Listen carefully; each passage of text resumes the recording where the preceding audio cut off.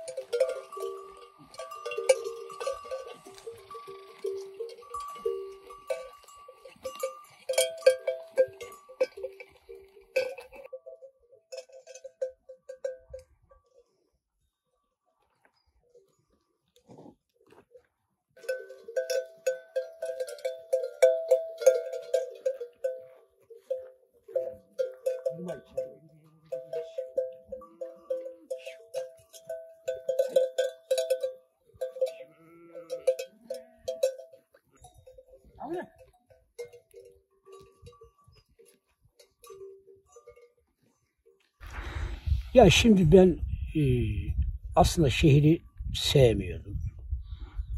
Eskiden imkan yoktu böyle davar almaya, mal almaya. Yani güç yoktu, onu demek istiyorum.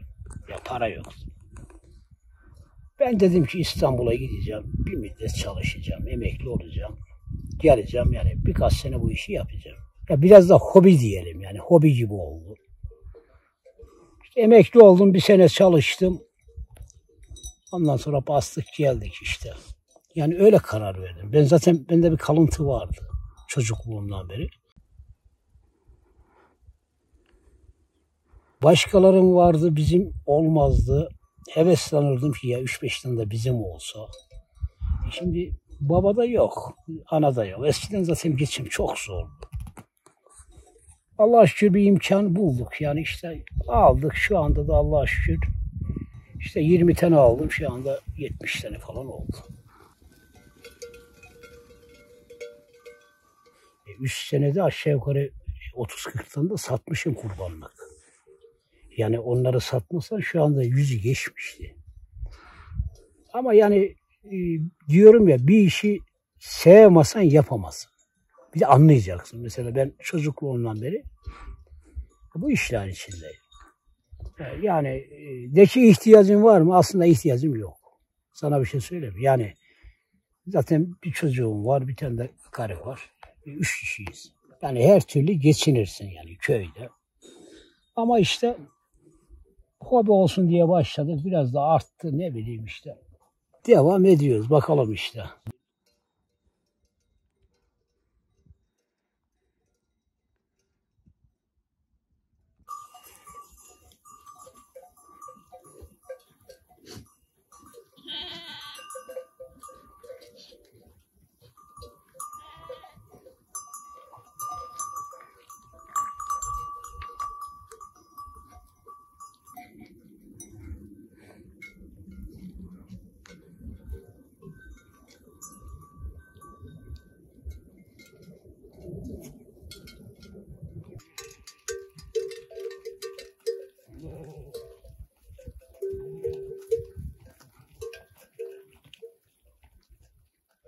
Hayatımız hep gurbetlerde geçti. Ben zaten gurbeti pek yani el işi kolay değil.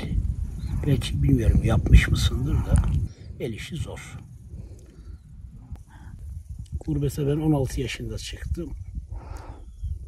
İlkin bir Erzincan'da çalıştım 5 ay. Orada mesleği öğrendik. İstanbul'a gittik işte. Ben fırıncılık benim meslek. İstanbul'a gittik işte bir 30 sene diyeyim toplam. 30 sene kaldım işte. Emekli oldum. Dedim köye gidelim. Sağ olsun çocuklar da zaten karşı çıkmadı. 3 senedir buradayım işte. İyi oluyor ne bileyim. Seviyorum ya bilmiyorum bu işi. Ama tabii uzun vade yapamazsın. Belli bir yaşa geldin mi bırakacaksın. Yani tadında.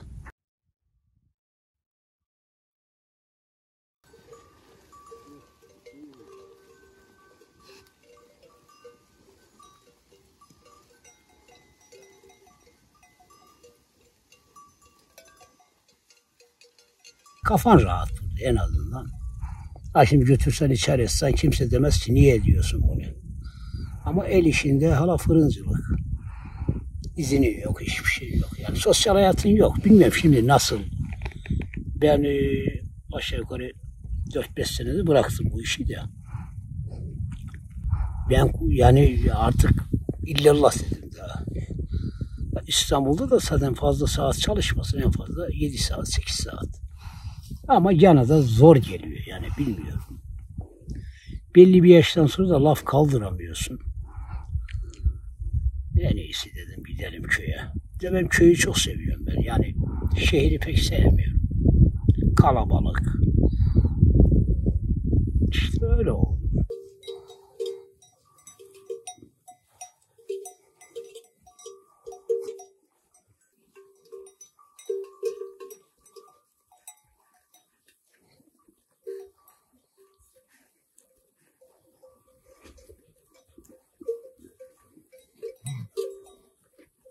Nereye gidiyorsun? Nereye? Öyle tarafa. Hayır. O tarafa, o tarafa. Hayır.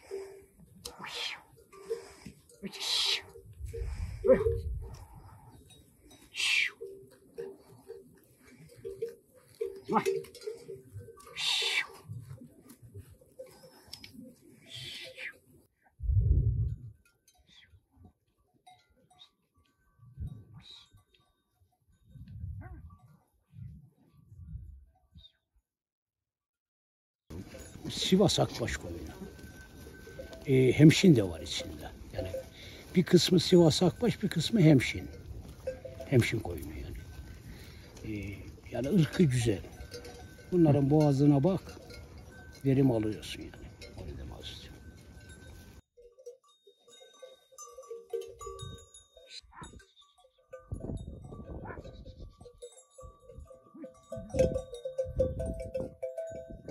Şimdi ben buraya 6. ayın 15'inde 20'sinde çıkıyorum. 10. ayda iniyorum Merze'ye. Merze'ye inmesem köye gidiyorum. Bizim aşağıda merzelik var. Bu mal 15'inde gidiyor. Ben de ondan sonra iniyorum. Orada bir yer çeviriyorum. Belki kar yağana kadar orada kalıyorum. Ondan sonra köye gidiyorum. Zaten kar yağarsa içeri çekiyorsun tavarı. Samanla lafını veriyorsun işte. Yazın aşağı yukarı 3 ay buradayım yani öyle diyeyim. Şimdi benim bir arkadaş olsa bir tane daha burada koyunu olsa kar yağana kadar hiç köye yemeyiz. Buralar serin oluyor. Bizim oralarda fazla ot olmuyor. Merzeler yanmış oluyor, yanıyor yani.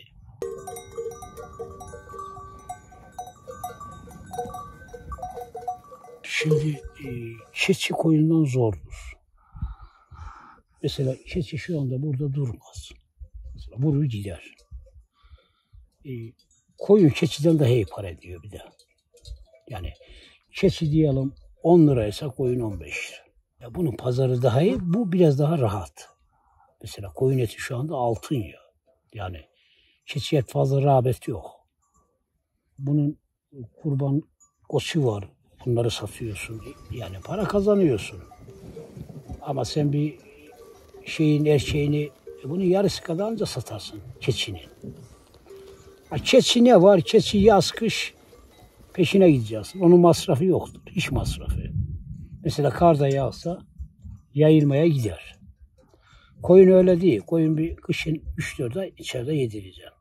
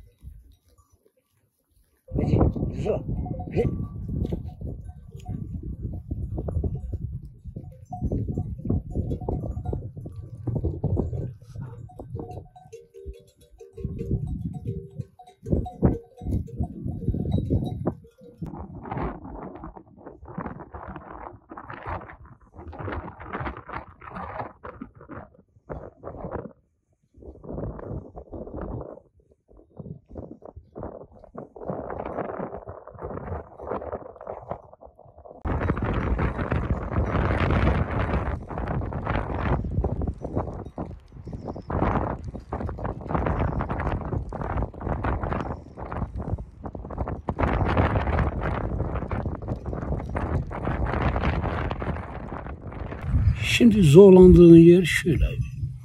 Yok, damar bakmasında zorlanmıyorum, yok. Yani bazı zaman gece biraz uykusuz kalıyorsun. Köpek çok feniciyor, mesela bağırıyor. Ya ayı geliyor ya kurt. Biraz uykusuz kalıyorsun ama o sıkıntı değil yani. Hani sabahtan da ben şimdi sabah erken kalkıyorum mesela. Gece ama 2-3 sefer uyanıyorum köpek vurduğu zaman. Kalkıp bir şamata mamata yapıyorum ya. Kurt varsa gidiyor zaten. Köpek ağlı terk etmiyor. Mesela o mıntıkayı terk etmiyor. Gitmiyor yani kurdun peşine. Yani o özelliği çok iyi. Şimdi başka da yani fazla bir zorluğu yok bu işin. Yok ya, diyorum ya. Bak zaten diyorum ya, zevk almazsan bu işi yapmasın ya. İnan ki yapmasın. Dersin ya gidip kahvede oturayım veya gezeyim, ne dağlarda sürüneceğim. Belki öyle derler mesela. Sürünmek, ama bu sürünmek değil ya. Bu zevk işi, bilmiyorum ya. Ben seviyorum bu işi ya. Şimdi eskiden bu kadar para etmiyordu. Bak, hayvan bu kadar para etmiyordu. Şimdi de çoban bulmak sıkıntı. Kimse çoban pek olmuyor. Şimdi bizim köyden kimse çoban olmuyor bu. Yani eskiden şimdi daha iyi. Belki şimdi hayat pahalı ama hayat pahalı. Ama kimse de aç kalmıyor. Herkes bolluk içinde şu anda. Tabii kredi imkanı var. Herkes kredi çekiyor. Eskiden kredi kim çekebiliyor? Belirli kişiler yani alırdı. Zaten bilmiyorum yani, ben kalktım ufakken para biz görmezdik. Şimdi baba da yok ki sana versin. Yani hayvan da o kadar para etmiyordu yani. Ya biz ayakkabı bilmezdik. Lastikler vardı, kara lastikler. Şimdi hala biz burada giyiyoruz bazı zaman. Yağmur olduğu zaman.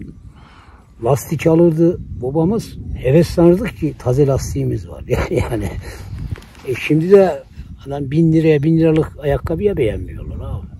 Spor ayakkabıya. Yani şimdi hayat dediğim gibi pahalı ama her şey bol. İmkan var işte, bak paran olmuyor mesela, gidip kredi çekebiliyorsun.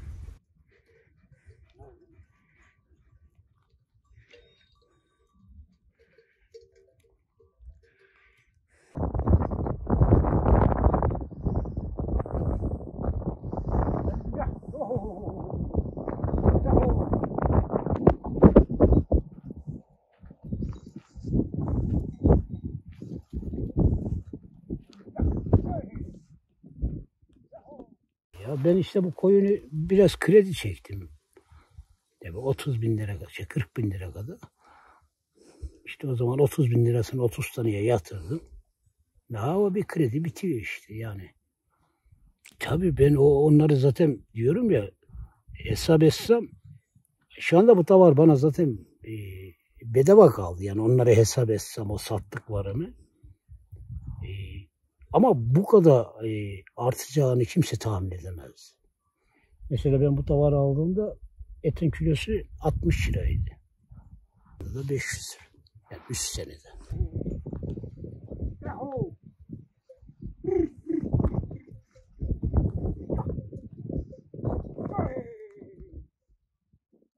Tabii şimdi masrafı şöyle. Yem o zaman atıyorum 50 liraydı bir torba yem. Şimdi 700 lira. Şimdi içeri çektiğin zaman arpayla yemi karıştırıyorum.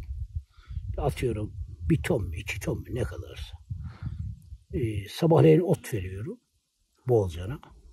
Öğlen de suya bırakıyorum. Biraz dolandırıyorum kar yoksa.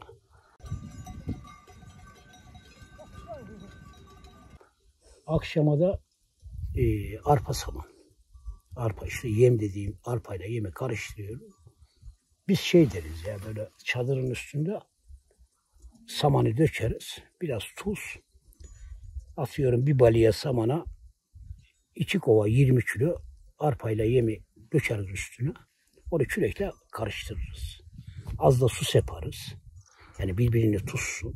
Biraz da tuz atarız. Hiçbir şey kalmaz. Böyle tane kalmaz. Hepsini yerler. Biz öyle bakıyoruz yani.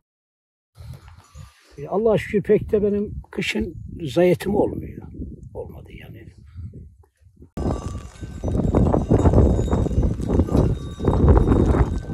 Ben yapamıyorum. Ben şimdi zaten buraya çıkmadan evvel aldım.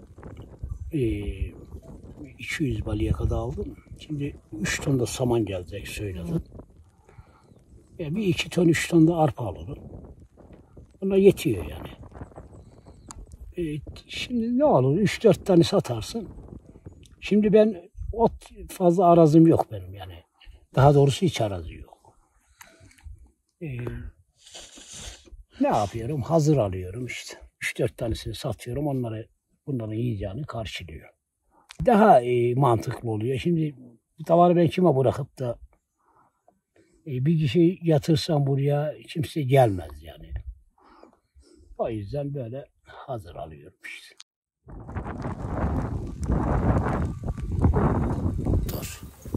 Mesela bunun akbini de para. Mesela geçen sene ben 100 çuval akbin sattım. Bu tavanın kuşisini. İşte bir merek ot aldım o parayla. Yani yiyeceğinde aşağı yukarı karşılıyor yani. Eskiden yeni para ederdi de şimdi etmiyor fazla.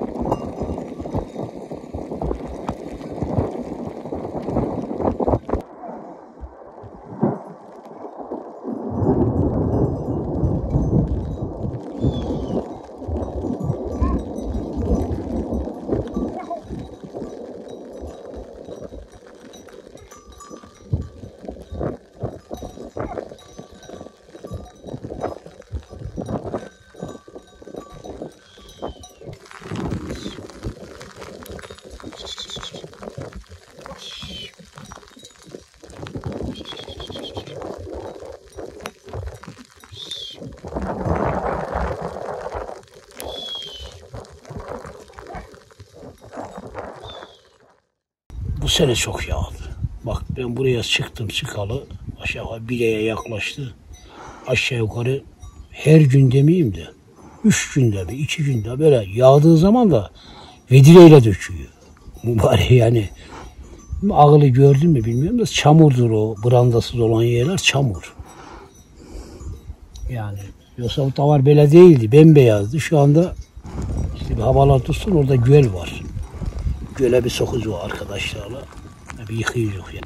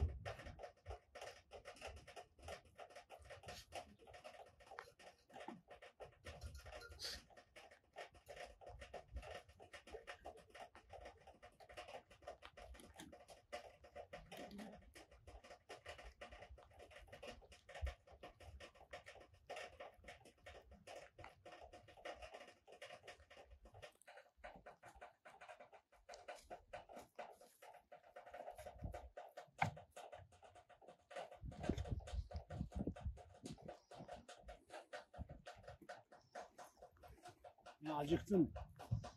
Gel bak. Gel bak, gel bak.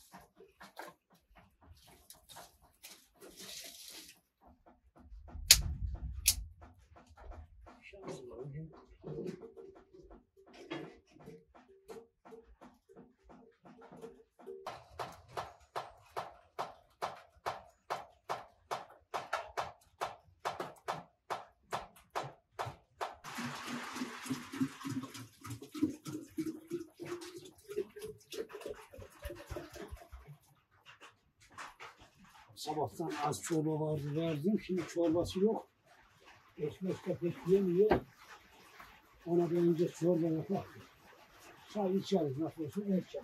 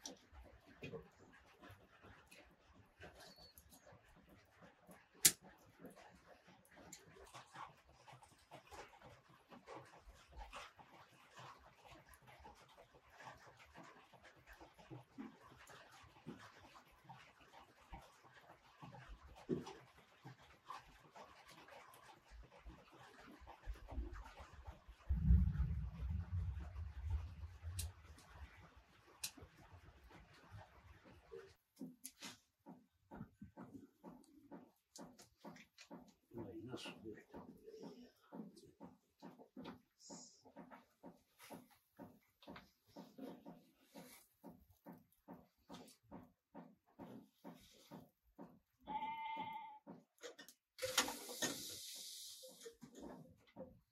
Sular da kaynadı.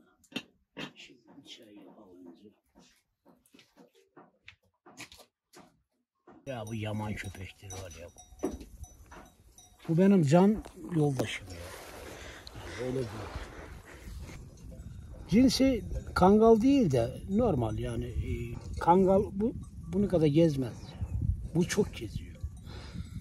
Bakma ben buradayım da sen oraya geldin. Normalde bir şey demedi. Bir tane koyunu tut saldırır. Yabanileri de zaten bitirin mesela. Ben uyuyorsam gece bunun sayesinde uyuyorum. Yoksa uyuyamam yani. Çünkü davarı boşaltır. Kurt olsun, ayı olsun. Yani kurt var. Kurt da çok zarar veriyor. Yani bir tane alsa gitse bir şey değil. Yani ben olmayayım, sahibi olmasın şu davarın hepsini boğar. Boğmadan bırakmaz yani. Hepsini boğar, çeker gider. Benim olmadı da geçen sene bir arkadaş oldu. Tüngesli Fazıl diye. Şu yolun orada. 3 tane kurt dalıyor. 4 taneymiş kurt. Köpek, 2 köpek kurdun peşine gidiyor birinin. 3'ü davara dalıyor. 6 tane boğdurmuş. Yani saat 2 civarları.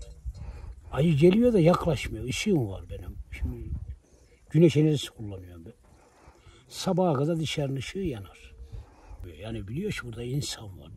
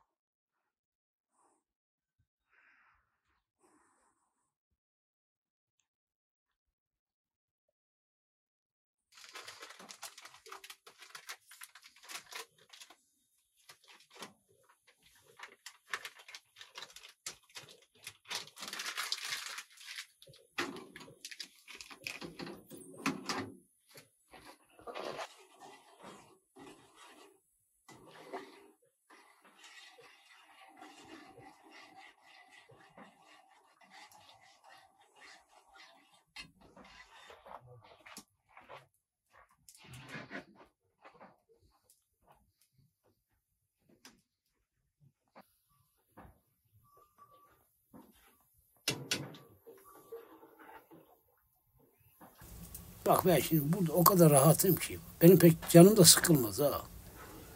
Yok mesela ben ufakken de burada çok yalnız kalmışımdır. Bu mal çobanlığı yapardık. Abim bırakır köye giderdi ben. Ufaktım ama tabii ki gene bir arkadaşın olsa ki muhabbet edersin. Bak şimdi ne güzel muhabbet ediyor. Diyorum ya bir kişinin daha koyunu olsa böyle. Burayı kaldırırız, o ağını karıştırırız. Burada yemeği yaparsın güzel 2 kişi. Daha kolay olur. Şimdi burada her şey bana bakıyor mesela. Odunu ben yapıyorum, yemeği yaparsın. Yani yapmak zorundasın çünkü sen teksin.